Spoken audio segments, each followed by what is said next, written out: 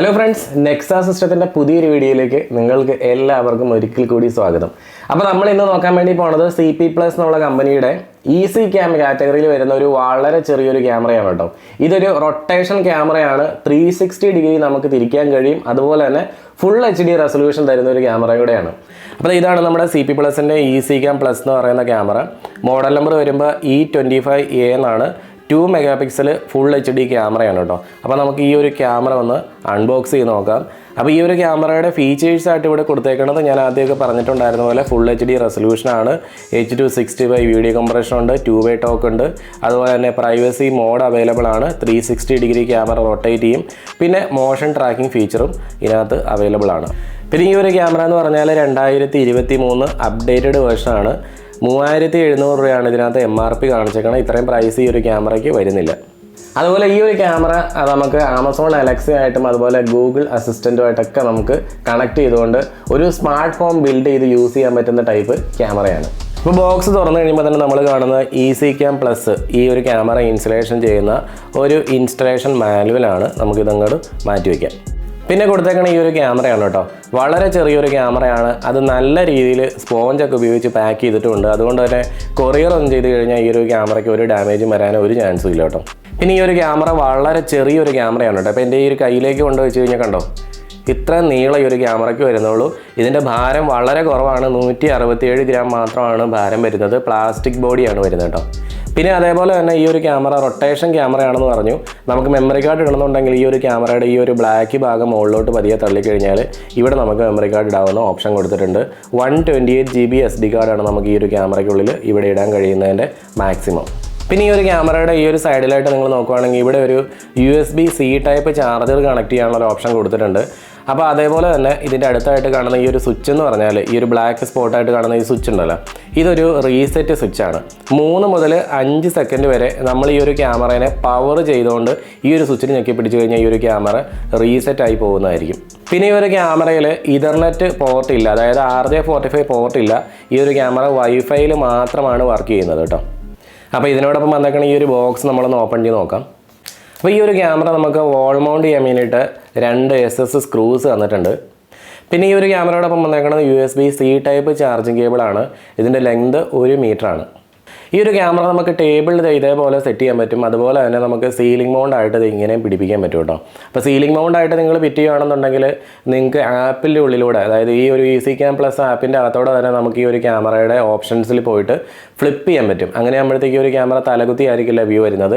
പിന്നെ അത് നമുക്ക് സെറ്റ് ചെയ്യാൻ വേണ്ടിയിട്ട് ഇതിനോടൊപ്പം തന്നെ ഒരു സീലിംഗ് മൗണ്ട് കിറ്റും കൂടെ വരുന്നുണ്ട്. ഇത് സ്ക്രൂ നമ്മൾ അടിച്ച ശേഷം സീലിങ്ങിലേക്ക് സെറ്റ് ചെയ്തിട്ട് ഈ ഒരു ക്യാമറേനെ ഇവിടെ ഇങ്ങനെ സെറ്റ് ചെയ്തിട്ട് ഒന്ന് തിരിച്ചു കൊടുത്താൽ മതി. എന്നാലും ഇത് ലോക്ക് ആയിക്കോളൂ കേട്ടോ. അതിങ്ങനെ കണ്ടോ. അപ്പോൾ ഈ ഒരു ക്യാമറ ഒരിക്കലും ഇതിൻ്റെ മുകളിൽ നിന്ന് ചാടി പോവുകയില്ല, ലോക്കായിട്ട് അവിടെ നിന്നോളും. പിന്നെ അവസാനമായിട്ട് നമ്മുടെ ഈ ഒരു ബോക്സിലുള്ളതെന്ന് വെച്ചാൽ ഒരു 5 വോൾട്ട് 1 ആംപിയറിൻ്റെ ഒരു ചാർജറാണ്. അപ്പോൾ ഇത് നമുക്ക് നമ്മുടെ കയ്യിൽ തന്നിരിക്കുന്ന ഒരു USB കേബിൾ ഉപയോഗിച്ച് കഴിഞ്ഞാൽ നമുക്ക് നമ്മുടെ ക്യാമറേനെ പവർ ചെയ്യാൻ പറ്റും. പക്ഷേ ഈ ഒരു ക്യാമറയോടൊപ്പം വന്നിരിക്കുന്ന ഈ ഒരു പിന്നെന്ന് പറഞ്ഞാൽ ഇത് ഇപ്പോൾ ഈ USB ടൈപ്പ് പിന്നായതുകൊണ്ട് തന്നെ നമുക്ക് ഇത് 1 മീറ്റർ ലെങ്താണ് മാക്സിമം ഇതിന് വരുന്നത്. അപ്പോൾ ഈ ഒരു ക്യാമറയും നമ്മുടെ ഈ പവർ കുത്തുന്ന ആ ഒരു സ്ഥലം, അതായത് പ്ലഗും കൂടെ തമ്മിൽ ഒരു 1 മീറ്റർ ഡിസ്റ്റൻസിൽ തന്നെ വേണം. അപ്പോൾ നമുക്ക് സാധാരണ ഇപ്പോൾ വില കൂടിയ ക്യാമറകളിലൊക്കെ ആണെന്നുണ്ടെങ്കിൽ ഇസ്വിസ് മോഡലിലൊക്കെ ആട്ടോ ഞാൻ പറഞ്ഞത്. CP+ൻ്റെ ഓൾമോസ്റ്റ് എല്ലാം തന്നെ USB ടൈപ്പാണ് വരുന്നത്. ഇസ്വിസ് മോഡലിലെ ക്യാമറകളിലൊക്കെ ആണെന്നുണ്ടെങ്കിൽ നമുക്ക് ഈ ഒരു പിന്നിന് പകരം സാധാരണ നമ്മുടെ ഒരു DC പിന്നായിരിക്കും വരിക. അപ്പോൾ അങ്ങനെ വരുമ്പോൾ നമുക്കൊരു ഗുണം എന്താണെന്ന് വെച്ചാൽ ആ ഒരു ക്യാമറേനെ നമുക്ക് POE ഇഞ്ചക്ടർ വഴിയൊക്കെ പവർ ചെയ്യാൻ പറ്റും. പക്ഷേ ഇവിടുത്തെ കേസ് എന്ന് വെച്ചാൽ അങ്ങനെ നമുക്ക് ഒരിക്കലും സാധിക്കുന്നതല്ല. കാരണം ഇതിൻ്റെ ലെങ്ത് എന്ന് വെച്ചാൽ ഞാൻ നോക്കിയിട്ട് ആകെ 1 മീറ്ററേ ഉള്ളൂ ഈ ഒരു കേബിൾ. നമുക്ക് വേണമെങ്കിൽ ഇതുപോലത്തെ C ടൈപ്പ് കേബിൾ മേടിച്ചാലും മാക്സിമം പോയി കഴിഞ്ഞാൽ ഒരു 2 മീറ്റർ അല്ലെങ്കിൽ 3 മീറ്ററൊക്കെ വരെ പറ്റുള്ളൂ എന്നാണ് എനിക്ക് തോന്നുന്നത്. അതിൽ കൂടുതൽ ലെങ്തിലേക്ക് നമുക്ക് ഈ ഒരു ക്യാമറേനെ നമ്മുടെ പവർ ഔട്ട്ലെറ്റുമായിട്ട് കൊണ്ടുപോകാൻ കഴിയില്ല. അപ്പോൾ ഈ ഒരു ക്യാമറയുടെ സ്പീക്കർ എന്ന് പറഞ്ഞാൽ ഇതാണ്. ഈ ഒരു ക്യാമറയുടെ മൈക്ക് വരുന്നത് ഇവിടെയായിട്ടാണ് കേട്ടോ. അത് ഈ ഒരു ചെറിയൊരു ഡോട്ട് കാണുന്നതാണ് ഈ ഒരു ക്യാമറയുടെ മൈക്ക്. അപ്പോൾ ഈ ഒരു ക്യാമറയുടെ നമുക്ക് അഡ്വാൻറ്റേജസും ഡിസഡ്വാൻറ്റേജസും ഒക്കെ ഇനി നോക്കാം. അപ്പോൾ ഏറ്റവും ആദ്യം പറയണമെന്ന് വെച്ചാൽ ഈ ഒരു ക്യാമറ ആർക്ക് വേണമെങ്കിലും ലഭ്യമാകത്തക്ക രീതിയിൽ ഇതിൻ്റെ പ്രൈസ് വളരെ കുറവാണെന്നുള്ളതാണ്. രണ്ടാമത്തെ കാര്യം എന്ന് വെച്ചാൽ ഇത് 2 മെഗാപിക്സൽ ഫുൾ HD റെസൊല്യൂഷൻ ഉള്ള ക്യാമറയാണ്. മൂന്നാമത്തെ കാര്യം എന്ന് വെച്ച് കഴിഞ്ഞാൽ ഇതിന് 355 ഡിഗ്രി 360 എന്ന് പറഞ്ഞാൽ 355 നമുക്ക് ഈ ഒരു ക്യാമറേനെ റൊട്ടേറ്റ് ചെയ്യിക്കാൻ പറ്റും. അടുത്ത കാര്യം എന്ന് വെച്ചാൽ ഈ ഒരു ക്യാമറയിൽ നമുക്ക് മോഷൻ അലേർട്ട് കിട്ടും എന്നുള്ളതാണ്. അതായത് ഈ ഒരു ക്യാമറ നമ്മൾ വെച്ചിട്ടുണ്ടെങ്കിൽ അതിൻ്റെ ഫ്രണ്ടിൽ എന്ത് അനക്കം ഉണ്ടെങ്കിലും നമുക്കൊരു അലേർട്ട് ഉണ്ടാവും. അതൊരിക്കലും ഹ്യൂമൻ ഡിറ്റക്ഷൻ അല്ല, ഒരു മനുഷ്യ വരുമ്പോൾ മാത്രമല്ല, എന്ത് വന്നാലും ആ ഒരു അലേർട്ട് നമുക്ക് കിട്ടും എന്നുള്ള കാര്യത്തിനകത്ത് ഒരു സംശയമില്ല. പിന്നെ ഈ അലേർട്ടൊക്കെ കിട്ടുന്നത് നമുക്ക് അതിനെ ഡിപ്പെൻസ്. ഇപ്പോൾ നമുക്കറിയാം 10 മീറ്ററാണ് ഈ ഒരു ക്യാമറയുടെ ഡിസ്റ്റൻസ് വ്യൂ വരുന്നതെന്നാണ് ഇവർ കമ്പനി തന്നെ അവകാശപ്പെടുന്നത്. അപ്പോൾ അതിനൊരു പരിധി ഉണ്ട് കേട്ടോ. അതിനപ്പുറത്തേക്കൊക്കെ പോയി കഴിഞ്ഞാൽ ആ ഒരു അലേർട്ട് നമുക്ക് കിട്ടണമെന്നൊരു നിർബന്ധമില്ല. ഒപ്റ്റിമം ഡിസ്റ്റൻസ് എന്ന് പറയുന്നത് ഒരു 4 to 5 മീറ്ററിൻ്റെ ഉള്ളിലൊക്കെയാണ് അലേർട്ടിൻ്റെ കാര്യത്തിലൊക്കെ നമുക്കൊരു 100% സാധ്യതയുള്ളത്. പിന്നെ എടുത്തു പറയത്തക്ക ഒരു കാര്യം എന്ന് വെച്ചാൽ ഈ ഒരു ക്യാമറയിൽ മോഷൻ ട്രാക്കിംഗ് ഉണ്ടെന്നുള്ളതാണ്. ഇപ്പോൾ ഉദാഹരണത്തിന് നമ്മുടെ വീട്ടിൽ നമ്മൾ ഈ ഒരു ക്യാമറ സെറ്റപ്പ് ചെയ്ത് വെച്ചിട്ടുണ്ട്. നമ്മളൊരു കുട്ടിയെ നോക്കാൻ വേണ്ടിയിട്ടാണ് ഈ ഒരു ക്യാമറ വെച്ചേക്കണമെങ്കിൽ ആ കുട്ടിയുടെ ഒരു മൂവ്മെൻറ്റ് അനുസരിച്ച് ഈ ഒരു ക്യാമറ ആളെ ട്രാക്ക് ചെയ്തുകൊണ്ടിരിക്കും. 360 ഡിഗ്രി ആണല്ലോ ഈ ഒരു ക്യാമറ കറങ്ങുന്നത്. അപ്പോൾ എത്രത്തോളം ആ കൊച്ച് എങ്ങോട്ട് തിരിഞ്ഞാലും ഈ ഒരു ക്യാമറ നമുക്ക് ആ കുട്ടിയെ കാണുന്ന രീതിയിൽ സെൻട്രലൈസ്ഡ് ആയിട്ടാണ് സെറ്റപ്പ് ചെയ്തേക്കണമെന്നുണ്ടെങ്കിൽ അതിനനുസരിച്ച് ഈ ഒരു ക്യാമറ ആളെ ഫോളോ ചെയ്യും. പിന്നെ മറ്റൊരു കാര്യം എന്ന് വെച്ചാൽ ഈ ഒരു ക്യാമറ നൈറ്റ് വിഷൻ സപ്പോർട്ട് ഉള്ളതാണ്. അതായത് ഇൻഫ്രാറെഡ് നൈറ്റ് വിഷൻ ഈ ഒരു ക്യാമറയ്ക്ക് പോസിബിൾ ആണ്.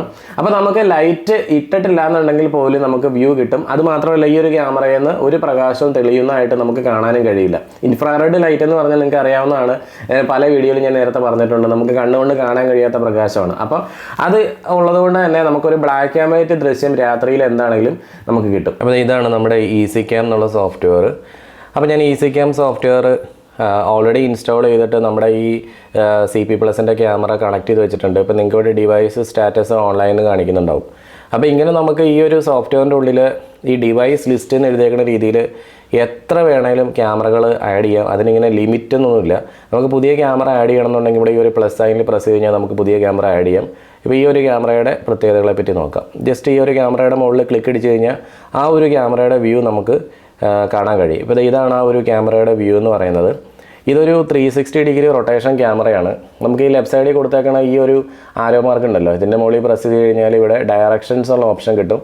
ആ ഡയറക്ഷൻസിൽ നമ്മൾ പ്രസ് ചെയ്ത് കഴിഞ്ഞാൽ നമുക്ക് ഏത് ഡയറക്ഷനിലേക്ക് വേണമെങ്കിലും ഈ ഒരു ക്യാമറേനെ മൂവ് ചെയ്യുന്നതാണ് കേട്ടോ. ഞാനിപ്പോൾ ഒരു 360 ഡിഗ്രി ഈ ഒരു ക്യാമറ നിങ്ങളൊന്ന് റൊട്ടേറ്റ് കാണിച്ചു തരാം.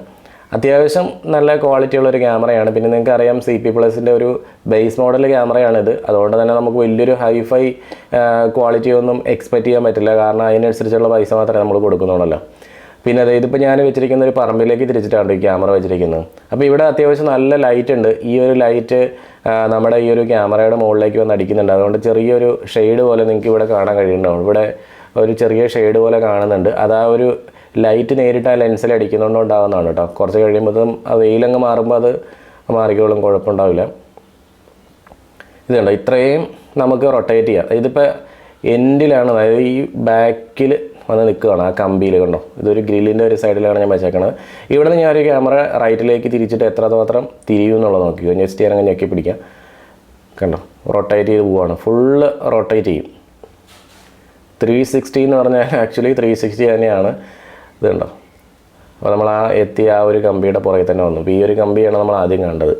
അപ്പോൾ ഇങ്ങനെ നല്ല രീതിയിൽ നമുക്ക് ആ ഒരു ക്യാമറേനെ റൊട്ടേറ്റ് ചെയ്യിപ്പിക്കാൻ പറ്റും. അതുപോലെ തന്നെ അപ്പ് ആൻഡ് ഡൗൺ നോക്കാം.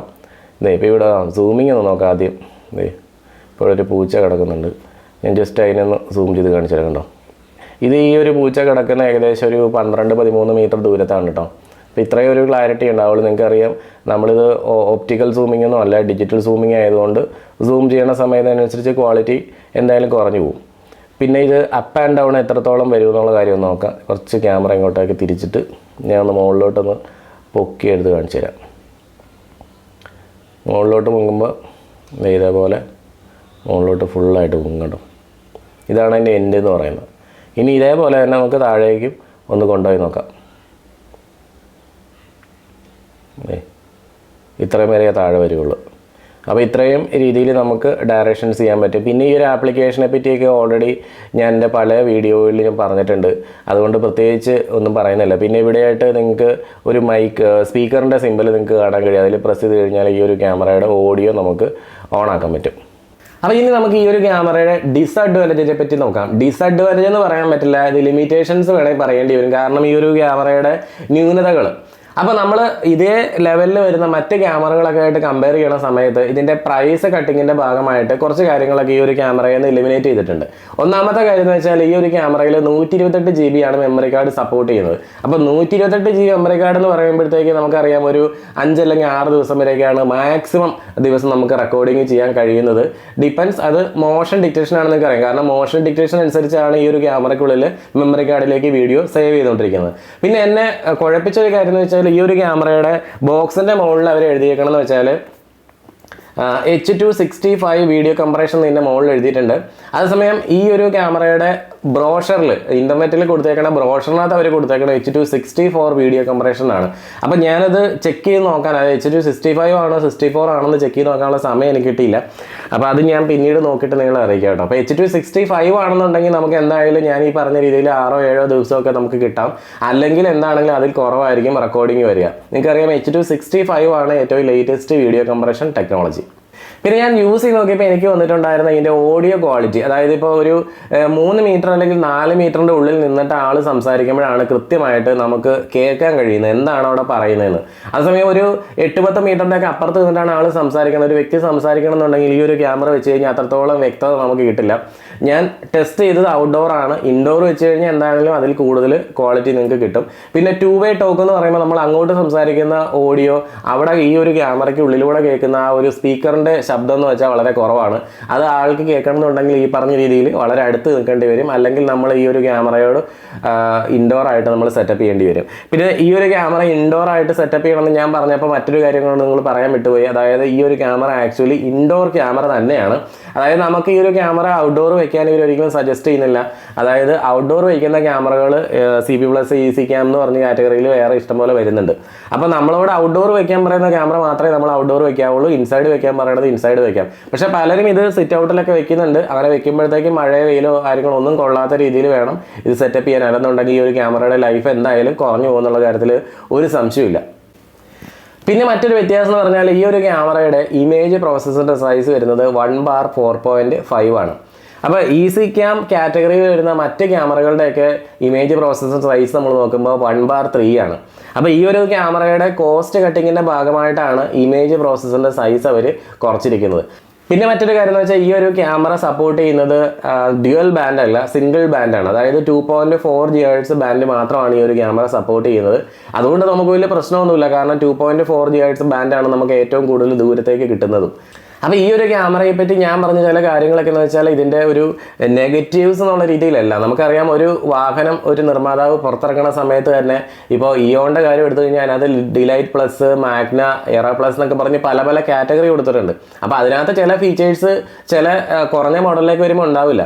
അപ്പോൾ ഈ ഒരു ക്യാമറയുടെ കേസിനകത്തും അവർ ചില ഫീച്ചേഴ്സ് എടുത്ത് മാറ്റിക്കൊണ്ട് നമുക്ക് വളരെ കുറഞ്ഞ റേറ്റിൽ ഈ ഒരു ക്യാമറ തരുന്ന രീതിയിലേക്കാണ് സെറ്റപ്പ് ചെയ്തിരിക്കുന്നത്. അപ്പോൾ ഈ ഒരു ക്യാമറ എല്ലാവർക്കും അഫോർഡ് ചെയ്യുന്ന ടൈപ്പ് ഒരു ക്യാമറയാണ്. ഒരു റൊട്ടേഷൻ ക്യാമറയാണ്.